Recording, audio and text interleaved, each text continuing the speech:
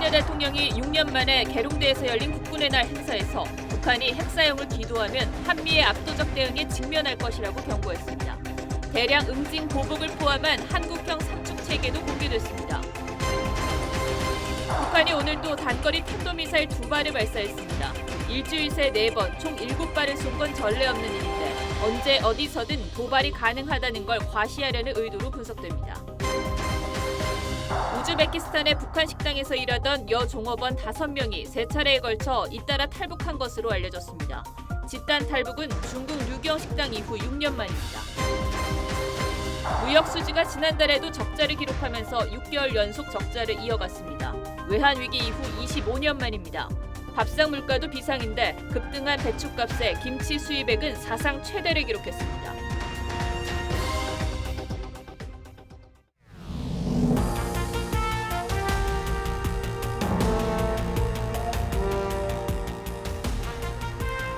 시청자 여러분 안녕하십니까. 뉴스7의 김명우입니다. 오늘은 제74주년 국군의 날입니다. 오늘 기념식은 국군 심장부를 알 수 있는 계룡대에서 6년 만에 거행됐습니다.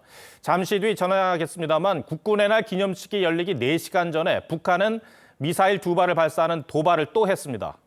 북한의 도발로 더욱 엄중한 분위기 속에 진행된 행사에서 윤석열 대통령은 북한이 핵 사용을 기도하면 한미의 압도적 대응에 직면할 것이라고 강하게 경고했습니다. 첫 소식은 김정우 기자가 보도합니다. 대통령께 대하여 받들어 총! 지휘관과 장병들로부터 격려를 받은 윤석열 대통령이 취임 후 처음으로 열병차에 올라 군 장병과 주요 전력을 사열했습니다. 각군 최정예 특수부대 요원 124명으로 구성된 통합특수부대입니다. 군 통수권자로서 군을 깊이 신뢰한다고 밝힌 윤 대통령은 한미 동맹을 앞세워 북한의 핵 위협에 강력 경고했습니다. 핵무기 사용을 기도한다면 한미 동맹과 우리 군의 결연하고 압도적인 대응에 직면하게 될 것입니다. 북한의 핵과 미사일 개발을 집착으로 규정하면서 주민들의 삶을 더욱 고통에 빠뜨릴 것이라고 경고했습니다. 미 확장 억제 실행력과 한미 훈련을 강화한 행동하는 동맹도 공언했습니다. 한미 연합훈련과 연습을 보다 강화하여 북한의 도발과 위협에 강력히 대응하는 행동하는 동맹을 지난해 문재인 대통령이 북한 미사일 도발에 대한 언급 없이 종전선언을 강조했던 것과 대비된다는 평가가 나옵니다. 윤 대통령은 내빈들 인사 과정에서 민주당 이재명 대표와 악수를 나눴는데 두 사람의 대면은 지난 3월 대선 이후 7개월 만입니다. 한미 연합 방위 능력의 든든함을 표한 윤 대통령은 확고한 대적관과 훈련으로 무장한 군대가 한반도 평화를 보장한다고 강조했습니다. TV조선 김종우입니다. 오늘 국군의 날 행사에선 그동안 일반에 공개되지 않은 신형 무기가 등장해 눈길을 끌었습니다. 군은 북한의 핵무기에 대응하는 역할을 맡은 이른바 괴물 미사일 현무 발사 장면을 최초로 공개했습니다. 이번 현무 미사일은 기존과 달리 발사관 밖에서 점화되는 콜드런치 방식으로 발사되는 신형 무기입니다. 주한 미군의 항공기가 최초로 참가하기도 했는데 행사에 등장한 첨단 무기들을 이광희 기자가 소개하겠습니다.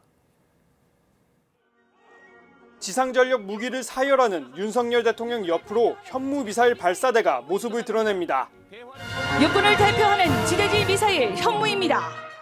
윤석열 정부의 첫 국군의 날 행사에선 북한의 핵미사일에 대응할 한국형 삼축 체계 전력들이 대거 동원됐습니다. 한국형 삼축 체제를 조속히 완성하여 대북 정찰 감시 능력과 타격 능력을 획기적으로 보강하겠습니다. 군은 삼축 체계 가운데 핵심 무기로 괴물 미사일로도 불리는 신형 현무 미사일을 공개했습니다. 기존 현무 미사일에 비해 중량과 사거리를 늘려 전술 핵무기와 비슷한 파괴력을 갖고 있습니다. 북한 전역까지도 타격이 가능한 겁니다. K2 전차, K9 자주포, 대전차 미사일 현궁 등 19종류의 지상 전력도 공개됐습니다. 적의 지휘부를 일거에 소거시킬 수 있는 능력을 갖고 있으며 이러한 미사일의 배치는 북한에게 상당한 경고가 될 수 있다. 우리 군과 주한미군이 속한 특수부대원들은 헬기에서 뛰어내려 태극기 문양의 낙하산을 펼치고 활강했습니다. 주한미군의 A-10, F-16 항공기가 공군 전력사열에 처음으로 참가해 두터운 한미 동맹도 재확인했습니다. TV조선 이광입니다. 북한은 또 오늘 아침 그것도 국군의 날에 동해상으로 단거리 탄도미사일 SRBM 2발을 발사했습니다. 미사일 사거리가 350여 킬로미터로 분석됐는데 남쪽으로 방향을 틀면 오늘 국군의 날 행사가 열렸던 계룡대에 닿습니다. 북한의 미사일 도발은 일주일 동안 벌써 4번째로 모두 7발을 쐈습니다. 이 한미일 연합훈련 등에 따른 반발 성격의 무력 도발로 보이는데 구민성 기자가 전하겠습니다. 오늘 오전 6시 45분과 7시 3분 평양 순안 일대에서 동해상으로 단거리 탄도미사일 2발이 발사됐습니다. 비행거리는 350km, 고도는 30km, 속도는 마하 6으로 탐지됐습니다. 순안에서 남쪽으로 발사할 경우 오늘 오전에 국군의 날 기념식이 열린 충남 계룡대까지 타격 범위에 들어옵니다. 우리 군이 기념식에서 북한의 미사일 위협에 대응하기 위해 한국형 삼축 체계와 같은 첨단 전력을 공개한 데에 대한 무력 시위라는 분석입니다. 북한은 오늘까지 일주일 새 4번, 총 7발의 탄도미사일을 연달아 쐈는데 이번 주 미국의 핵심 전략 자산인 핵항모 레이건함이 참가한 한미 연합훈련이 이뤄졌고 해리스 미 부통령이 이틀 전 DMZ를 전격 방문한 걸 의식했다는 분석입니다. 4번의 발사 지점도 모두 달랐는데 언제 어디서든 도발이 가능하다는 걸 과시하려는 의도로 보입니다. 북한이 미사일 도발을 한 것은 자신들이 핵 능력에 대한 자신감을 바탕으로 증원되는 미군 전략을 공격할 수 있다라는. 대통령실은 즉각 긴급 국가안전보장회의 상임위를 열고 북한에 잇따른 안보리 결의 위반을 규탄하고 대응 방안을 점검했습니다. TV조선 구민성입니다. 우즈베키스탄의 북한 식당에서 일하던 20대 북한 여성 5명이 지난 5월부터 3차례에 걸쳐 식당을 탈출해 우리나라에 온 것으로 알려졌습니다. 북한 식당 종업원의 단체 탈북은 중국 류경 식당 이후 6년 만입니다. 김태훈 기자가 자세한 내용을 전하겠습니다. 우즈베키스탄 타슈켄트에 위치한 북한 식당 내 고향입니다. 자장면부터 갈비탕까지 우리에게 익숙한 음식들을 판매하는데 검은색 원피스에 빨간 재킷을 입고 서빙하는 북한 여성 종업원들이 눈에 띕니다. 최근 이 종업원을 비롯해 식당에 근무하던 20대 북한 여성 5명이 모두 탈북해 한국에 들어왔습니다. 지난 5월 현지 한국 교민과 교제하던 A씨가 먼저 탈북을 결심했고 한 달여 뒤엔 또 다른 교민과 만나던 B씨가 그리고 2달 뒤 나머지 종업원 3명이 차례로 귀순했습니다. 이들은 현지 한국 대사관에 찾아가 귀순 의사를 밝혔던 걸로 전해집니다. 2016년 4월 중국 류경 식단 종업원 집단 탈출 사건 이후 6년 만에 단체 탈북입니다. 현지 교민은 종업원들이 신변의 위협을 느꼈다고 했다면서 현지 교민들과 자주 어울려 지낸 만큼 한국서도 적응을 잘할 것이라고 했습니다. 현재 내사랑 식당은 폐업했고 여성 종업원 5명은 한국 모처에서 합동 조사를 받고 있는 것으로 알려졌습니다. TV조선 김태훈입니다. 네, 지난달 우리나라 무역 수지가 적자를 기록했습니다. 6달 연속 적자인데 외환위기 이후 25년 만입니다. 에너지 가격이 오르면서 수입액은 늘었는데 우리 경제를 지탱해준 반도체 같은 주력 품목의 수출이 줄었습니다. 점점 걱정이 깊어지는 경제 상황은 김창섭 기자가 보도합니다. 지난달 우리나라 수출액은 574억 6천만 달러를 기록했습니다. 하지만 수입은 612억 3천만 달러로 더 크게 늘어 무역 수지는 37억 7천만 달러 적자로 나타났습니다. 무역 적자가 6개월 연속 이어진 건 1997년 외환위기 이후 25년 만입니다. 수입 증가의 가장 큰 원인은 에너지 가격 급등입니다. 지난달 원유와 가스, 석탄 등 3대 에너지 수입액은 180억 달러로 1년 전보다 80% 이상 늘었습니다. 전체 수입액 중 29.3%를 에너지원 수입이 차지할 정도입니다. 70년대 오일 쇼크에 준하는 비상 상황이 진행되고 있습니다. 일본, 독일 등 주요 제조 강국조차 큰 폭의 무역 적자와 함께 여기에 최대 수출 품목인 반도체가 전년보다 5.7% 줄었고 철강도 태풍 피해 여파로 21개월 만에 감소했습니다. 수출 증가율이 한 자릿수로 한 3, 4개월 연속 떨어졌고 2개월에서 3개월 정도는 무역 적자가 발생할 가능성이 높아 보입니다. 이런 가운데 한국과 미국의 경제 수장들은 어젯밤 전화회의를 통해 글로벌 경제 동향과 외환시장 협력 방안 등을 재차 논의했습니다. 미국 재무부 요청으로 진행된 회의에서 두 수장은 금융 불안이 심해질 경우 유동성 공급을 위해 양국이 협력하겠다는 방침을 재확인했다고 기재부는 전했습니다. TV조선 김창섭입니다. 지금 우리에게 닥친 경제 위기 중심에는 치솟은 물가가 자리하고 있죠. 이 고물가의 여파는 우리 식탁에 고스란히 전해지고 있습니다. 배추값이 폭등하면서 국내산 포장김치 가격이 올랐고 이 때문에 상대적으로 저렴한 중국 김치 수입이 늘고 있습니다. 김치 수입액이 역대 최대를 기록했습니다. 장윤정 기자가 보도합니다. 서울의 한 마트 자체 브랜드 코너. 김치 진열대가 텅 비었습니다. 배추값 폭등에 국내산 포장김치 업체들이 가격을 하나둘 올리면서 비교적 저렴한 자체 브랜드 김치가 순식간에 동난 겁니다. 놀랄 정도죠, 뭐. 나도 지금 김치 살라고 이렇게 둘러보니까 아까 내가 올 때 한 2개 있는 거 봤는데 이거 물건 사다 보니까 싹 없던데. 주요 포장김치 브랜드들은 올 초에 이어 최근 김치 가격을 평균 9에서 11%가량 올렸는데 일부 품목은 여전히 품절입니다. 저희도 막 안 들어왔었는데 이제 조금 오늘 몇 개 들어왔었던 거고 배추김치가 좀 딸려요. 국산 김치 대란에 중국산 김치 수입이 다시 늘고 있습니다. 올해 1월부터 8월까지 김치 수입액은 1억 986만 달러로 관련 통계를 집계한 2007년 이래 사상 최대치를 기록했습니다. 다른 먹거리 가격도 줄줄이 올랐습니다. 최근 제과업계에선 과자값을 평균 13에서 15% 가까이 올렸고 라면값도 평균 9에서 11%가량 인상됐습니다. 최근 수입 곡물 가격이 하락세로 돌아서면서 식료품 물가 상승도 꺾일 것으로 기대했지만 치솟는 환율 여파로 이마저도 불확실해진 상황. 소비자들의 장바구니 부담은 당분간 계속될 것으로 보입니다. TV조선 장윤정입니다. 장바구니 물가에 이어 이제 전기요금도 대폭 오르죠. 그런데 매달 전기요금에서 3.7%를 떼어가는 기금은 남아 돌고 있습니다. 전력 산업의 기반을 위해 마련해 놓는 돈인데 신재생 에너지 사업 등에 쓰이고도 3조 5천억 원 넘게 남은 것으로 나타났습니다. 물가 부담이 커지는 지금 쌓여있는 기금을 더 거둘 필요가 있는지는 생각해 볼 대목입니다. 유혜린 기자가 보도합니다. 매달 전기요금 명세서에 찍혀있는 전력산업 기반기금. 세금처럼 전기료의 3.7%를 떼어가 재원을 마련합니다. 취재 결과 최근 5년간 이 전력기금은 태양광 같은 신재생에너지 사업 등에 2조 원 이상 쓰고도 4조 원 안팎으로 남았습니다. 올해에도 3조 5천억 원 이상 남으면서 1조 5천억 원을 다른 사업으로 보내기로 했습니다. 내년에도 남아 추가로 보낼 예정입니다. 한국전력 적자를 이유로 전기요금을 올리면서 기금은 계속 쌓여가고 있습니다. 올 2분기의 경우 전기료가 9.9원 오르면서 전력기금은 568억 원이 더 거쳤습니다.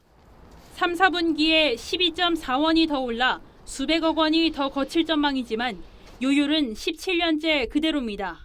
의무적으로 내야 하는 부분이면 사실 좀 부담이 있으니까 낮춰주면 더 좋을 것 같고. 전력기금 요율을 0.5%포인트만 낮춰도 민간 부담은 연간 2,883억 원 줄어듭니다. 1%포인트 낮추면 5,700억 원 이상 감소합니다. 요율을 좀 낮춰줘서 지금 어려운 형편에 있는 자영업자나 소상공인들, 그 취약계층에 도움이 될 수 있는 방향으로 하는 게 맞지 않겠나. 전기료 낼 때마다 자동으로 떼는 전력기금. 이젠 서민 부담을 덜어줄 때가 됐다는 지적이 나오고 있습니다. TV조선 유혜림입니다. 사업가로부터 각종 청탁을 들어주겠다며 거액을 받은 혐의로 이정근 전 민주당 사무부총장이 어젯밤 구속됐습니다. 검찰은 이 씨가 전 정부 고위층과의 친분을 이용해 실제로 각종 청탁을 들어줬는지 집중 수사할 예정입니다. 이 씨가 지난 정부 식약처장에게 직접 전화해 마스크 관련 민원을 청탁한 정황도 포착했습니다. 서영일 기자가 보도합니다. 구속 심사를 앞두고 사업가 박모 씨로부터 10억 원을 받은 혐의를 부인한 이정근 전 민주당 사무부총장. 하실 말씀 없어요? 억울하면 잘 밝히겠습니다. 하지만 법원은 증거인멸과 도주의 우려가 있다며 구속영장을 발부했습니다. 신병을 확보한 검찰은 이 씨가 사업가 박 씨의 청탁을 받고 실제로 각종 이권에 개입했는지를 집중 수사할 계획입니다. 검찰은 우선 이 씨가 1억 원을 받고 식약처에 마스크와 관련된 각종 청탁을 한 것으로 보고 있습니다. 이 씨가 직접 당시 식약처장과 직접 통화하는 모습을 보여주면서 신분을 과시했다는 진술도 확보했습니다. 이에 대해 당시 식약처장이던 A 씨는 이 씨가 직접 전화를 걸어와 개발도상국 마스크 지원 사업에 자신이 사회이사로 있는 업체를 포함시킬 방법을 물어서 실무진 연락처를 준 적은 있다고 말했습니다. 그러나 단순한 민원 처리였을 뿐 금품을 받은 적은 없다고 강조했습니다. 검찰은 이 씨가 정부에너지기금 배정과 공기업 인사에 대해서도 청탁을 한 정황이 있다고 보고 있습니다. 하지만 이 씨 측은 검찰이 사업가의 일방적 주장만으로 수사를 진행하고 있다고 주장했습니다. TV조선 서영일입니다. 보건복지부 산하 한 기관장이 마음대로 출퇴근을 하다 경고 처분을 받았다는 소식 저희가 최근에 전해드렸죠. 그런데 출퇴근 기록도 없는 이 기관장이 꼼수로 초과근무 수당을 타고 있는 것으로 확인됐습니다. 직원들 상당수도 실제 일한 것보다 더 많은 수당을 받았는데 조직 내 도덕적 해이가 심각한 상황입니다. 박재훈 기자입니다. 복지부 산하 한국공공조직은행은 기관장인 은행장의 경우 월 20시간의 기본 연장 수당, 즉 초과근무 수당을 받지 못하도록 하고 있습니다. 이에 따라 지난 10월 부임한 A 은행장은 스스로 전임자가 받던 수당을 반납했습니다. 하지만 항목만 없앴을 뿐 실제로는 기본급 안에 연장 수당이 포함돼 있습니다. 출퇴근 기록도 없는 A 은행장이 초과근무 수당을 여전히 받고 있는 겁니다. 올해 장차관급 정무직 공무원들이 줄줄이 연봉 인상분을 반납한 가운데 A 은행장은 1.4% 인상한 것도 모자라 전임자가 받지 않던 복리 후생비도 추가로 받고 있습니다. 해당 기관장은 꼼수를 통해 가지고 사익을 취한 정황이 드러났습니다. 그래서 정부 차원에 엄정한 판단이 있어야 한다고 저는. 이 같은 수당 수령은 직원들 사이에서도 만연한 것으로 드러났습니다. 올해 기준 초과 수당을 받은 직원은 44명. 그런데 실제로는 초과 근무를 연간 20시간도 안 하고 수당을 타간 직원이 30%에 달합니다. 한 직원은 6시간만 초과 근무를 하고도 수당은 80만 원이 넘게 받아가기도 했습니다. 결국 복지부는 초과 수당 중복 수령 등 직원들의 도덕적 해이를 감사해서 지적하고 나섰습니다. 은행 측은 일부 초과 근무 수당 산출에 착오가 있었다고 해명했습니다. TV조선 박재훈입니다. 제품 포장재 재활용 업무를 총괄하는 환경부 산하 기관이 한국수자원자원 순환자원 유통지원센터입니다. 센터 측은 기업들과 소비자들에게서 걷어들인 이른바 재활용 보증금으로 몰래 펀드에 투자했다가 손실을 본 사실이 뒤늦게 밝혀졌습니다. 윤수영 기자가 보도합니다. 환경부 산하 공익법인 한국순환자원유통지원센터입니다. 포장재 재활용 의무 대상인 페트병과 알루미늄 캔 등을 생산, 유통하는 기업들에서 재활용 기금을 거두어 각 지자체의 재활용 실적에 따라 비용을 지불하고 있습니다. 1년에 4번 기업들에서 거둬들인 생산자 책임 재활용 기금은 연간 2,200억여 원 규모입니다. 지난 2016년 8월 센터 측은 총 172억 원 규모의 보증금을 채권에 투자했습니다. 해당 펀드는 원금 손실 가능성이 있는 위험 상품으로 결국 2억여 원의 손실이 났습니다. 이는 기금을 마음대로 사용하지 못하도록 수익 사업의 경우 환경부 장관 허가를 받도록 하는 정관을 위반한 행위입니다. 각 기업의 재활용 기금은 제품 소비자가에 반영되므로 결국 국민들 돈을 유용해 손실을 본 셈입니다. 센터가 책임을 회피하려 회계를 조작한 정황도 드러났습니다. 손실액을 예금으로 처리해 다른 이자 수익과 합산한 겁니다. 센터에 전직 환경부 고위 공무원들이 대거 들어가 있기 때문입니다. 전관들이 얽힌 비리 문제를 반드시 뿌리 뽑아야 합니다. 하지만 처분은 시정명령 조치에 그쳤습니다. 당시 책임자들이 퇴직했기 때문이라는 게 환경부의 설명입니다. 센터 관계자는 당시 센터 수입을 늘리려던 것이라며 그해 전체로 보면 손해는 아니었다고 해명했습니다. TV조선 윤수영입니다. 최근 부동산 경기 하락으로 전세 사고가 급증하면서 집주인 대신 세입자에게 전세금을 물어주는 보증기관도 이 막대한 손해를 보고 있습니다. 보증기관이 이 집주인에게 떼인 보증금을 받기 위해 쓰는 가장 강력한 수단은 경매죠. 그런데 경매까지 거쳤는데도 돌려받지 못한 금액이 200억 원이 넘는다고 합니다. 정수양 기자가 설명하겠습니다. 서울 강서구의 한 빌라. 지난 2020년 주택도시보증공사 허그는 이 빌라를 경매에 붙였습니다.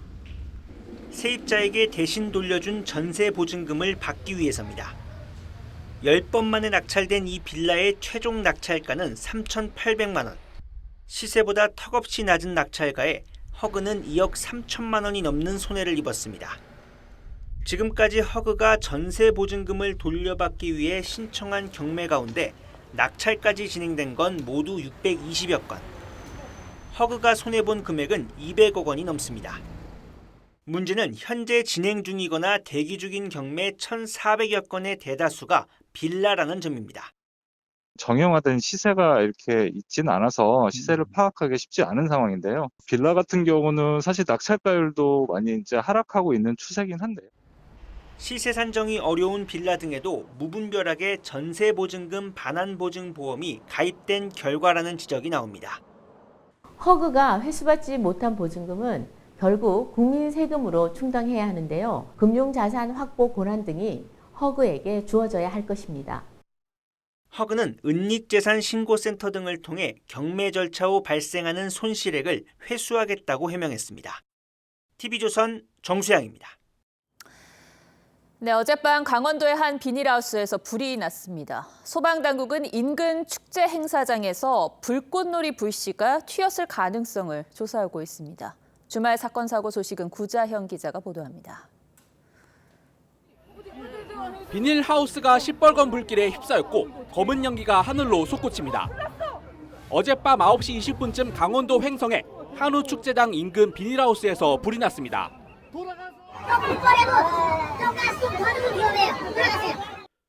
불은 1시간 만에 꺼졌지만 주민 1명이 다쳤고 화물차 4대가 불탔습니다. 어깨 탈골 환자 1분, 중상자는 없고요.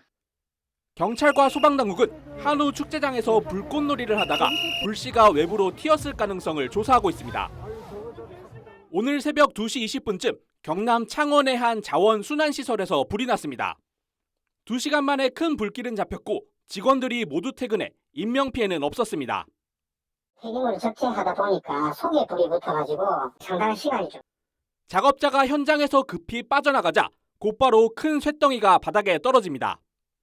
오늘 새벽 2시쯤 울산의 한 조선소에서 10톤짜리 타워 크레인이 쓰러졌습니다. 다행히 인명피해는 발생하지 않았습니다. 업체 측은 타워 크레인에 블록이 묶여있는 것을 작업자들이 인지하지 못한 채 그대로 차량으로 옮기던 도중 사고가 발생했다고 밝혔습니다. TV조선 구자영입니다. 네, 최근 유명 작곡가 돈 스파이크가 마약 투약 혐의로 구속됐죠. 그런데 이보다 더 심각한 문제는 무려 1,000명이 투약할 수 있는 필로폰을 가지고 있었다는 겁니다. 어느새 대한민국도 마약 범죄가 낯설지 않은 나라가 됐는데 이 문제를 사회부 한지은 기자와 따져보겠습니다. 자, 한 기자, 마약 범죄 뉴스를 전하는 빈도가 참 잦아진 것 같습니다. 실제로 얼마나 늘었습니까? 네, 인구 10만 명당 검거된 마약류 범죄자 수를 마약류 범죄 개수라고 하는데요. 유엔은 마약류 범죄 개수가 20을 넘지 않을 때 마약 청정국으로 분류합니다. 우리의 경우 2015년부터 이 개수가 20을 넘어섰고 최근 3년간은 30을 내리넘었습니다. 네. 마약류 사범도 2014년 9,900명에서 지난해 16,000명 정도까지 늘었습니다. 적발되지 않은 사람까지 포함하면 실제 마약 사범은 40만 명이 넘는다는 주장도 나옵니다. 수치로 보니까 심각한 상황인 것 같은데 혹시 뭐 연예인이나 재벌 이런 일부의 이야기는 아닙니까? 네, 말씀하신 대로 과거에는 부유층을 중심으로 마약이 유통됐습니다. 하지만 지금은 재벌가와 연예인뿐만 아니라 공무원, 주부, 심지어 고등학생까지 마약에 손을 대고 있습니다. 단순 투약뿐만 아닙니다. 최근에는 고등학생이 SNS에 마약방을 개설한 뒤 마약을 미수에 팔다 적발된 적도 있습니다. 마약사범 평균 연령도 점점 낮아져서 작년 기준으로 20, 30대 비중이 50%를 넘었습니다. 10대 사범도 450명이나 됩니다. 청소년까지 마약에 손대는 상황은 정말 심각하게 받아들여야 할 것 같은데 그만큼 마약을 접하는 방법이 어렵지 않다 이런 얘기겠죠? 네, 그렇습니다. 수사당국에서는 인터넷 주소 추적이 안 되는 다크웹과 SNS, 가상화폐 이렇게 세 가지를 키워드로 꼽고 있습니다. 다크웹을 이용해 마약류 매물을 홍보하고 SNS를 통해 거래하고 잘 알려지지 않은 가상화폐를 활용해 대금을 지불한다는 겁니다. 이렇게 마약이 비대면으로 거래되면서 적발이 쉽지 않다 보니 활개를 치고 있다는 지적입니다. 최근 들어 대마와 필로폰 같은 전통적인 마약이 아닌 쉽게 접할 수 있는 신종 마약이 범람하고 있는 것도 마약 범죄가 증가하는 원인으로 꼽힙니다. 네. 특히 젊은 층들은 인터넷, SNS가 익숙해 진입 장벽이 다른 연령층에 비해 낮을 수밖에 없는데요. 이번 돈 스파이크처럼 유명인의 마약 투약 사건도 심리적 장벽을 낮추는 데 영향을 줄 수 있다고 합니다. 네, 사실 이 연예인의 마약 사건이 이제 놀랍지 않기도 하죠. 마약 범죄의 고리를 끊을 수 있는 대책이 있긴 합니까? 네, 우선 전문가들은 형량을 높일 필요가 있다 이렇게 지적합니다. 네. 작년 하반기 서울 남부지법에서 관련 혐의로 기소한 38명 중 6명이 집행유예 처벌을 받았습니다. 마약은 재범률도 36%에 달할 만큼 매우 높기 때문에 교육과 치료에 집중해야 한다는 주장도 나옵니다. 하지만 현실은 딴판입니다. 마약사범은 최대 1년까지 무상치료를 받을 규정이 마련돼 있지만 치료 감호 체계는 부실합니다. 전국 21곳의 지정병원 중 지난해 환자를 단 한 명도 받지 않은 곳은 13곳이었고요. 네. 이곳 중 8곳은 5년간 단 한 명의 환자도 받지 않았습니다. 마약 투약자가 치료 감호 제도가 있다는 걸 모르는 경우도 많고 수사기관이 신청하는 것도 너무 까다롭다고 합니다. 턱없이 부족한 예산과 인력도 크게 늘려야 한다는 지적도 나옵니다. 네, 듣다 보니까 이런 치료와 교육, 지금 할 수 있는 대책부터 빨리 실행해 나가야 될 것 같습니다. 한 기자 잘 들었습니다.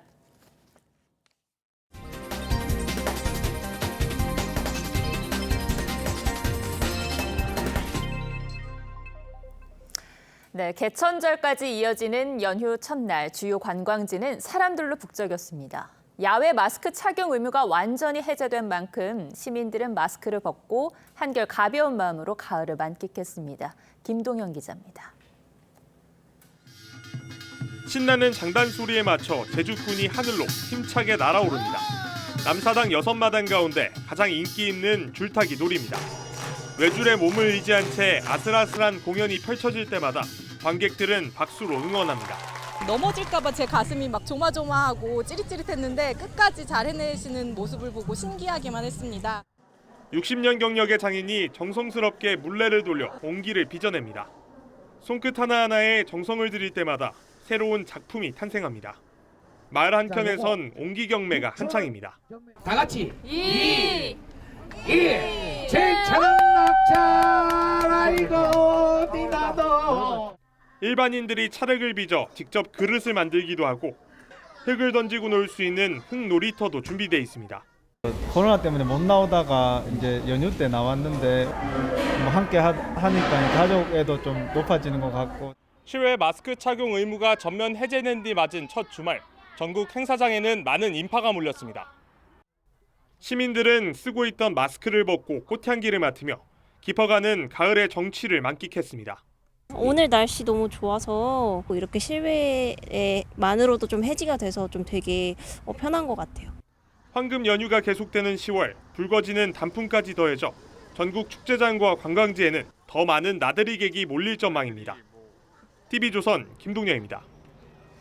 취업난이 깊고 길어지자 최근 중고거래 시장에서 합격생이 사용했던 옷이나 신발들이 인기라고 합니다. 합격 기운을 받아가라면서 물건을 내놓고 또 그 기운을 받기 위해서 사가는 건데요. 이들의 간절한 마음이 느껴지기도 합니다만 그래도 허위 물건 같은 부작용은 잘 경계해야겠죠. 취업 준비생들의 중고거래 세태를 윤서아 기자가 취재했습니다. 하반기 대기업 공채를 앞두고 취업에 성공한 사람이 입었다는 중고 의류를 찾는 사람이 많습니다. 이제 합격자들 같은 거 이제 신었던 구두나 정장 마이 같은 거는 아무래도 심리적으로 좀 더 끌리는 게 있으니까. 인터넷 중고거래 사이트에도 취업자들이 올린 물건이 단연 인기입니다. 합격자가 썼다는 옷과 책상, 신발 등은 합격 기운이 담겼다고 홍보하고 일부 업체는 합격자 착용 의류를 대여해주기도 합니다. 최근 대기업 합격자가 입었다는 정장 세트입니다. 겉으로 보기에는 일반 정장과 큰 차이가 없지만 합격자 착용템이라는 소문이 돌면서 예약률은 최고 3배까지 치솟았습니다.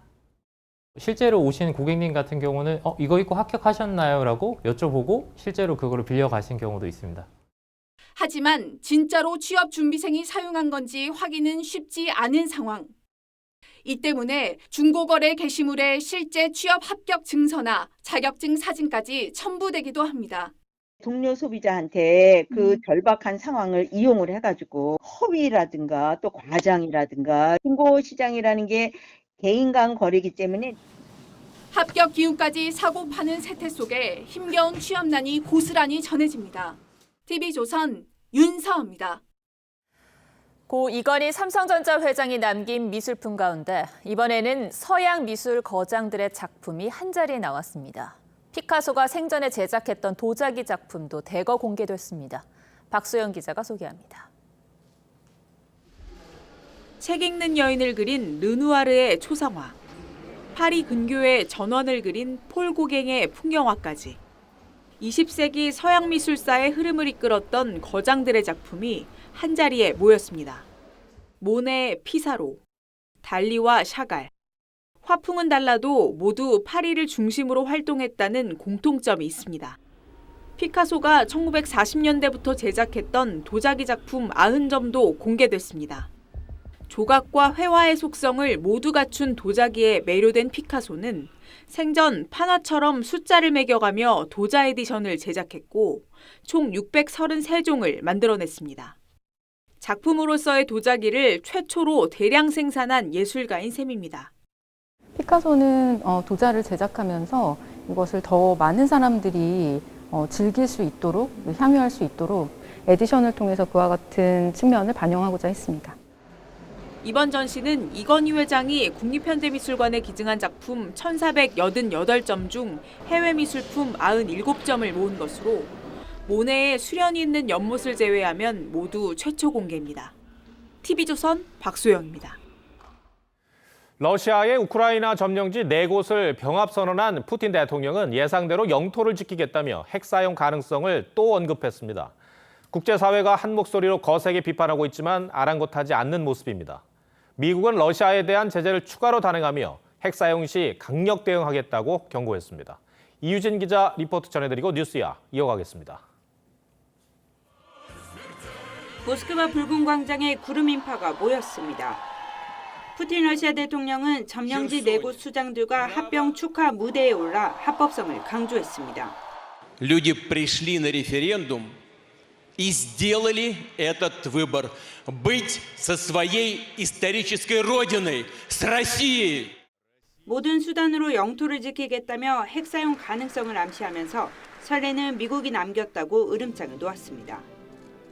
США единственная страна в мире, дважды применившая ядерное оружие, уничтожив японские города Хиросиму и Нагасаки.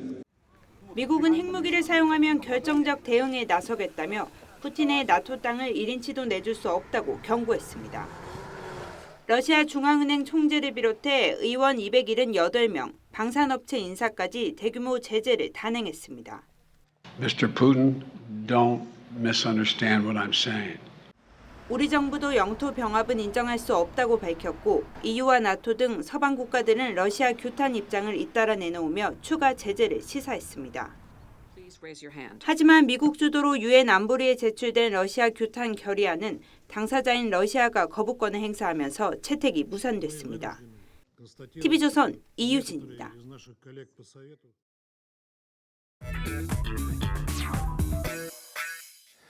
뉴스야 시작합니다. 정치부 김아림 기자 나와 있습니다. 첫 번째 물음표 볼까요? 네, 첫 번째 물음표는 김은혜 15시간 공백 외입니다. 김은혜 홍보수석이 윤 대통령 비속어 논란이 불거졌을 때 좀 더 신속하게 그리고 조금 더 제대로 발언 내용을 설명을 했다면 이렇게까지 악화됐을까 그런 말들이 많이 나와요. 네, 그렇습니다. 공식적으로 이 발언이 공개된 건 아시는 것처럼 지난 20일 오전 9시 반쯤 민주당 박홍근 원내대표가 회의에서 말한 것이었죠. 그 전부터 대통령실 기자들은 홍보수석실의 정확한 발언이 뭐였는지 계속 물었습니다.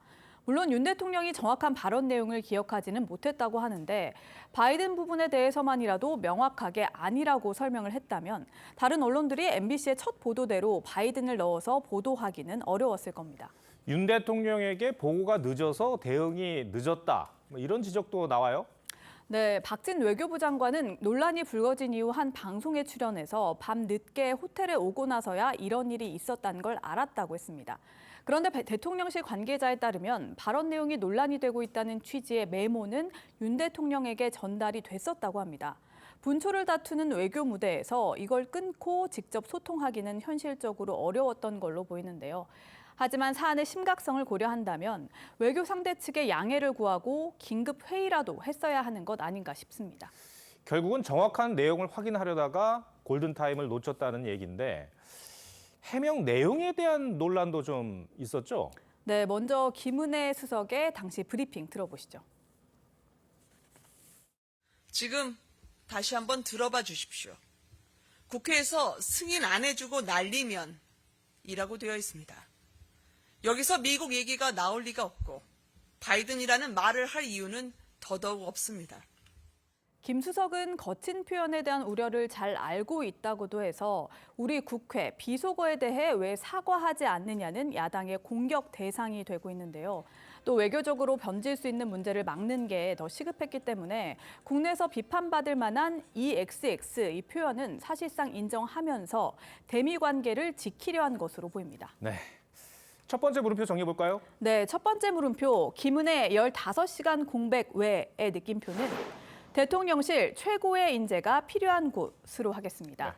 대통령실은 정권 출범 직후부터 업무 역량 논란을 빚으면서 몇몇 수석의 경질 필요성이 제기되어 왔습니다. 하지만 대안부재론 등으로 홍보수석만 김은혜 수석으로 교체됐는데 이번에 또 이런 논란의 중심에 홍보수석실이 서게 됐죠. 문재인 정부 때 최악으로 치달았던 한미 관계와 한일 관계를 회복하는 외교적 성과가 대통령의 거친 발언으로 묻힐 정도로 홍보수석실이 제대로 대응을 못했다면 정말 최고의 인재를 쓰고 있는 건지 고민이 필요해 보입니다. 네, 알겠습니다. 두 번째 물음표는 뭡니까? 네, 두 번째 물음표. 여당권 외과는 역선택 방지 조항입니다. 국민의힘이 내년 초쯤에 전당대회를 열 것 같은데 그런데 이 역선택 방지 조항이 당권 향배에 변수가 되는 모양이에요? 네, 그렇습니다. 먼저 역선택은 반대 진영인 지지자가 의도적으로 상대 측의 약체 후보를 지지해서 선거 결과를 왜곡하는 걸 말합니다. 그걸 막는 조항을 넣을 경우 당대표 경선에서 큰 변수가 될 수 있다는 겁니다. 최근 여론조사 결과를 계기로 논의가 재점화됐는데 당권 주자인 김기현 의원의 발언 들어보시죠. 여론조사 결과를 보면 역선택이 굉장히 많이 그게 있더라. 예. 민주당을 지지하는 분들이 유승민 전 의원에 대해서 굉장히 적극적인 의사 표시를 하고 있더라. 그 긍정의 표시를요. 유승민 전 의원이 최근 차기 당대표 여론조사에서 잇따라 1위를 하자 유 전 의원이 높은 지지도를 받은 게 역선택 때문이라는 주장입니다. 그런데 실제로 역선택 방지 조항이 결과에 영향을 미칩니까? 네, 여론조사 전문가들도 좀 의견이 갈리는데요. 그래서 여론조사를 좀 찾아봤습니다. 지난달 말 나온 차기 당대표 여론조사인데요. 보수층 지지도로 보면 나경원 전 의원이 1위, 이준석, 안철수, 유승민 순인데요. 진보층 지지도에선 순위가 바뀝니다. 유승민 전 의원이 보수층보다 2배 넘는 지지를 얻어 1위, 이준석 전 대표도 소폭 오르고요. 보수층에서 1위, 높은 지지를 얻은 나경원은 한 자릿수로 떨어지면서 4위가 되죠. 안철수, 김기현 의원은 순위는 같지만 지지율은 대폭 떨어집니다. 또 다른 여론조사 볼까요? 여기서도 여당층에선 나경원, 유승민 순 오차 범인의 접전을 보이는데 야당층에선 유승민 압도적 1위입니다. 역선택 방지를 하는 것이 나경원, 안철수, 김기현 의원은 유리하고 적용하지 않는 게 유승민 전 의원에겐 유리한 겁니다. 민주당이 이재명 대표를 뽑을 땐 어떻게 했었는지도 궁금해지네요. 네, 최근 민주당도 전당대회에서 역선택 방지 조항을 적용했습니다. 여론조사 비중을 기존 10%에서 25%로 높이면서 그 대상을 민주당 지지층과 무당층으로 제한한 겁니다. 현재 국민의힘은 당대표 선출 시 당원 70%, 일반 국민 여론조사 30% 비율을 적용하고 있는데 민주당처럼 다른 당 지지자들은 여론조사에서 제외해야 한다 이런 주장들이 당내에서 힘을 얻어가는 분위기입니다. 유승민 전 의원이나 안철수 의원에 대한 당내 주류 분위기는 어떻습니까? 네, 국민의힘에는 유승민계로 볼 수 있는 의원들이 20% 정도 됩니다. 하지만 지난 대선 경선을 거치면서 결집력은 다소 떨어져 있는 상황이고요. 안철수 의원의 경우에는 의원들과의 접촉을 좀 늘려가고는 있지만 입당한 지가 얼마 안 돼 아직 녹아들지는 못하고 있습니다. 김기현 의원은 의원들 사이에서 지지세가 좀 강한 편인데 대국민 인지도를 높이는 게 과제로 볼 수 있습니다. 네, 두 번째 물음표도 정해볼까요? 네, 두 번째 물음표. 여 당권뇌가는 역선택 방지 조항의 느낌표는 22대 총선의 얼굴로 하겠습니다. 네. 내년에 뽑히는 여당의 당대표는 1년 6개월 앞으로 다가온 22대 총선의 얼굴이 됩니다. 아시는 것처럼 현재 여소야대 국면이 바뀌지 않는다면 윤석열 정부의 국정 운영 동력을 살리기 어렵기 때문에 여당으로서는 누구를 얼굴로 총선을 치를지 고민이 깊어질 수밖에 없을 겁니다. 알겠습니다. 김아린 기자, 오늘 설명 잘 들었습니다.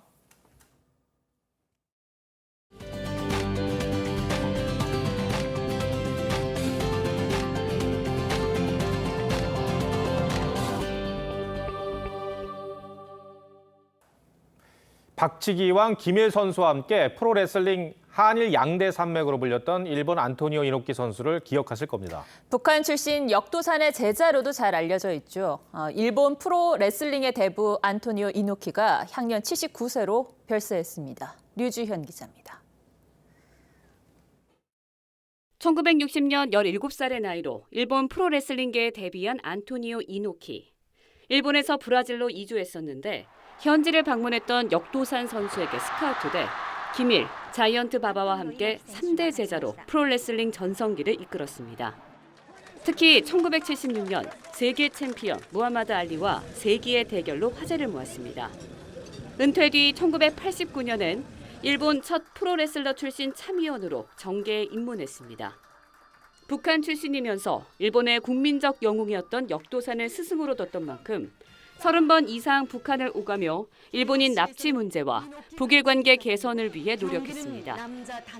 평양에서 프로레슬링 경기를 열기도 했습니다. 人の流れを切らない、どんな状況であろうとドアを閉めないという私の基本的な考え方です。 우리 국민들에게도 박치기왕 김일과 명승부로 큰 인기를 얻었습니다. 최근까지 난치병으로 투병 생활을 이어오다 신부전으로 숨지면서 일본 프로레슬링 대부는 이제 팬들의 마음에 전설로 남게 됐습니다. TV조선 류주현입니다.